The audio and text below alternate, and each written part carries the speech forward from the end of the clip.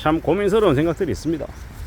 이 저신용자들, 이 소액 대출을 받으면서도 대출 이자를 되게 높게 부담하는 사람들 있죠.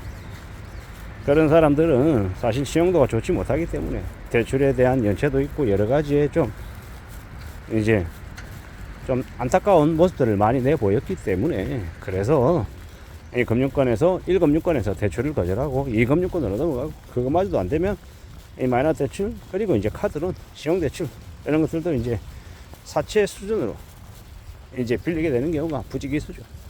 참으로 씁쓸한 이야기는 이 법정 이자 상한액을 정해놓고 나니까 그게 실제로 온갖 부조리나 폐악시들을 맞는 좀 이제 뭐라고 해야 됩니까? 그런 이제 안전장치가 되기도 했지만, 또 다른 한편으로는 그것 때문에 대출을 못 받는 사람들도 있어서 불법 사채로 곧바로 넘어가는 경우도 있는 것 같더라고요. 참 씁쓸한 이야기죠. 그리고 사람들이 너무 이제 고이자를 부담하다 보니 이자 상한에 어려움을 느껴서 연체하는 경우로 흘러가는 경우도 있더라는 겁니다. 참 딜레마죠.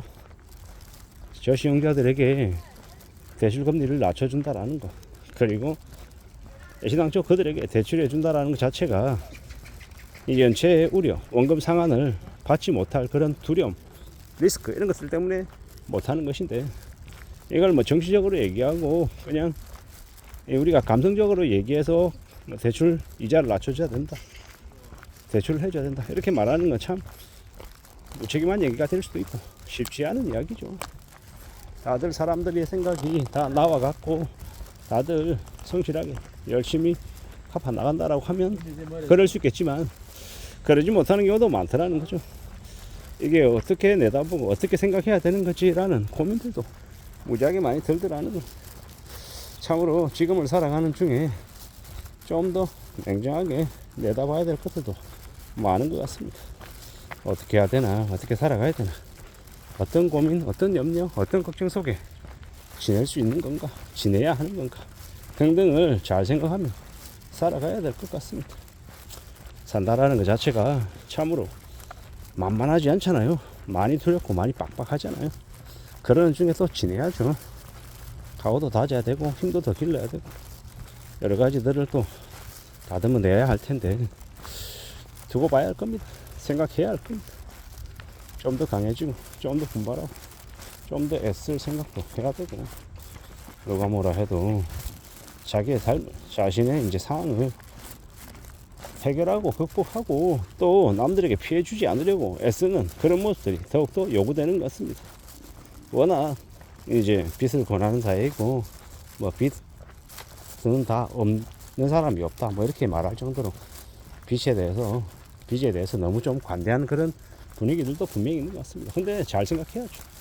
냉정하게 좀 내다보고 이야기해야 되는 것들은 누구에게는 다 빚이 있는 것도 아니고, 빚이 없는 사람도 있고, 그 은행에 돈을 빌리고 은행에 이자를 내는 사람도 있지만, 또 반대로 은행에 돈을 빌려주고 금융권에 돈을 제공해주고 이자를 받는, 채권 이자를 받는 사람들도 있고, 주식시장의 주주가 되어서 배당을 받는 사람도 있고, 여러 가지 들어가는 겁니다. 결국은 이제 내가 어디에 처할지는 누가 정하는 거다? 내 스스로 정하는 거다. 내 스스로 정하고 내 스스로 판단하고 내 스스로 움직이는 거다라고 보는 겁니다. 우리가 경험하고 겪고 맞닥뜨리고 하는 현실들을 좀 잘 생각할 필요가 있는 것 같습니다. 그저 그냥 어떻게 되겠지, 흘러가겠지 뭐 이러는 마음으로 그 흐름에 나를 맡기면 마냥 그게 가능할까? 괜찮을까? 뭐 이런 생각들도 들고, 또 다른 한편으로는 정말 어려울 수도 있겠다 뭐 이런 생각들도 들고요. 여러 가지가 있는 것 같습니다. 그 어느 것도 만만하거나 쉬운 건 없는 것 같고요. 조금 더 우직하게, 좀 더 독한 마음을 먹고 움직여 나가는 게 필요할 것 같습니다. 이게 맞다 저게 맞다, 내가 무조건 선이고 남들은 무조건 악이다, 이렇게 너무 이렇게 단정적으로 얘기하는 것도 되게 위험한 것 같고요. 항상 열린 마음으로 생각하고 이야기하고 해야죠.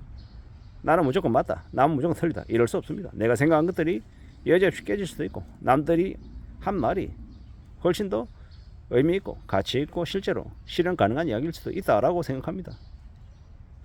지금 미국 또한 이제 금리를 내리는 게 아니라 올릴 수 있다라는 이야기도 나오고, 한국은 2025년 하반기에 기준금리를 왕창 내린다라는 이야기도 파다하죠.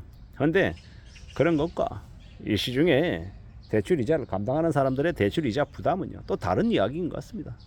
당장 25년 7월부터 스트레스 DSR 3차 시행하면 가상금리 1.5% 먹인다는데, 부과한다라는데, 대출자들에게 이게 그냥 별일 아닌 일로 넘어갈 수 있을까요? 아니면 아주 큰 충격이 될 수 있을까요? 잘 생각해 볼 필요가 있는 것 같습니다. 상황은 누구나 다 다르기 때문에 어떤 사람은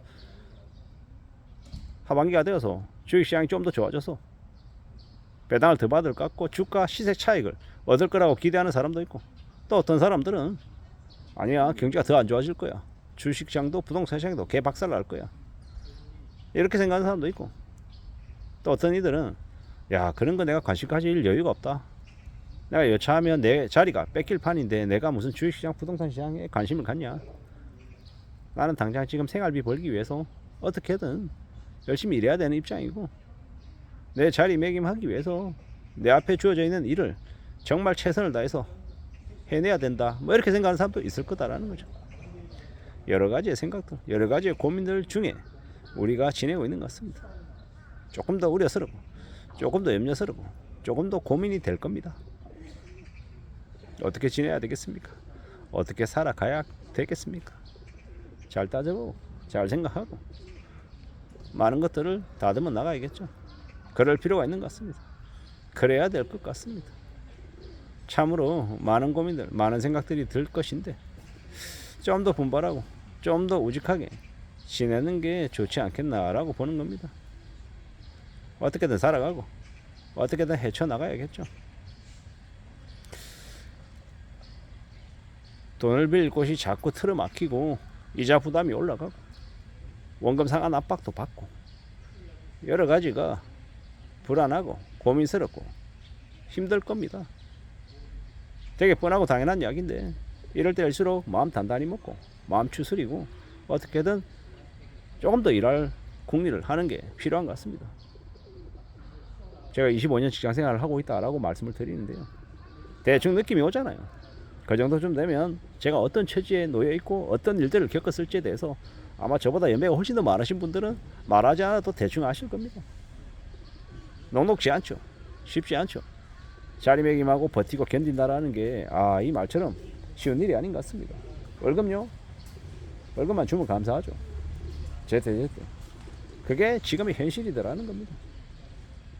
그래서 대출 받는 경우도 많을 거고, 참 씁쓸한 현실 속에 우리가 살아가고 있는데, 아무튼 독한 마음 먹고 잘 극복해 나가야 될 것 같습니다. 이상입니다.